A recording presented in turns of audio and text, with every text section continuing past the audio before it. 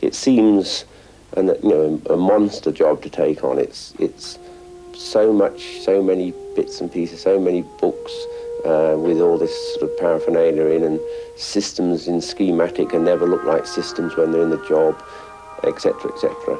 But the real truth of the matter is that it has been built. Somebody built it. People who probably had not a lot of experience were doing parts of it. And really the aeroplane is an engineering job, and as such can be done again even if there was no aeroplane at all. So from my point of view, I look at it as the biggest monster Meccano kit you can buy, and just get on with it.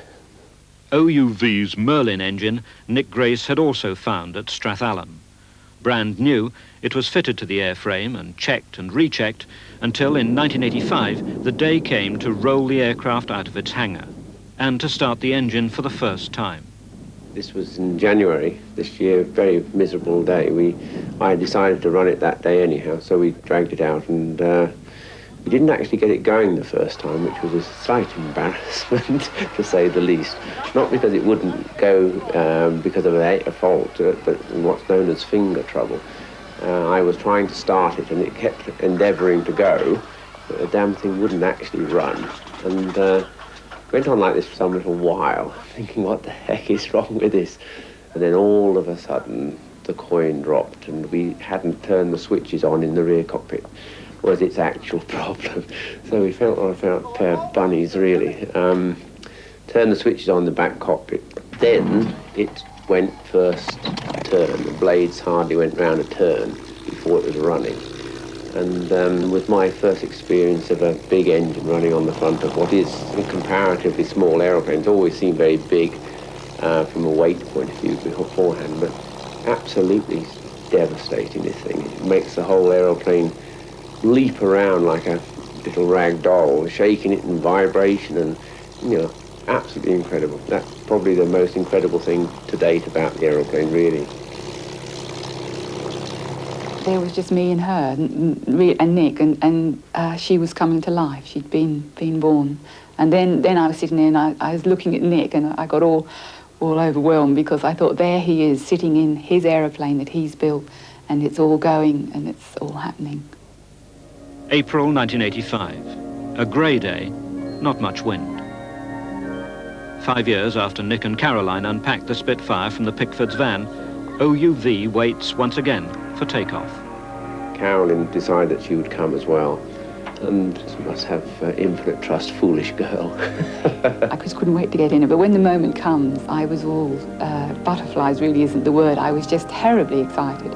I can remember sort of trembling, and Nick was trying to do the parachute up, and a bloke came and was talking to me whilst Nick was getting himself ready, and I can't remember a word he said, and he was prattling on to me. I was just sitting in there, I didn't know what was going on outside.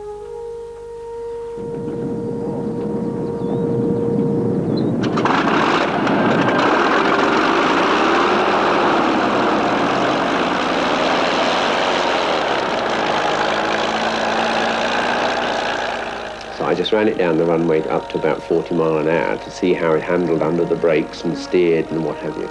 Didn't seem at all bad. So I went back again and then just gave it a big bite on the throttle. And off it went in a very big hurry. Took off in about 200 yards. It was airborne. It was very, very, very stimulating. And I always say the Oxford Dictionary hasn't got the right words to describe my feelings for it, because it was very, very, very beautiful.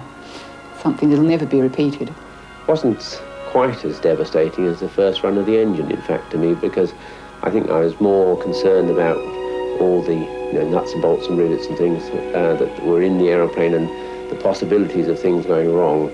And I was more conscious of all those things probably than the actual pleasure of flying. Although, certainly it was in my mind that here at last am I flying in this Spitfire. Then we sort of had a bit of a low pass, and we came to land, and so many people with their various cameras and videos and heaven knows what, lining either side of the runway to such a degree that it wouldn't have been sane to have landed at all. So I flew over them, and they said afterwards they thought I was raving. And they obviously couldn't hear what I was saying at the time. and they cleared off a certain amount, and next time, I came back in and landed, but just landed like I would have thought, the perfect aircraft could. 3-point landing, it took us straight down the middle of the runway and stopped. And that was that. We weren't capable of doing another flight that day for alcoholic reasons.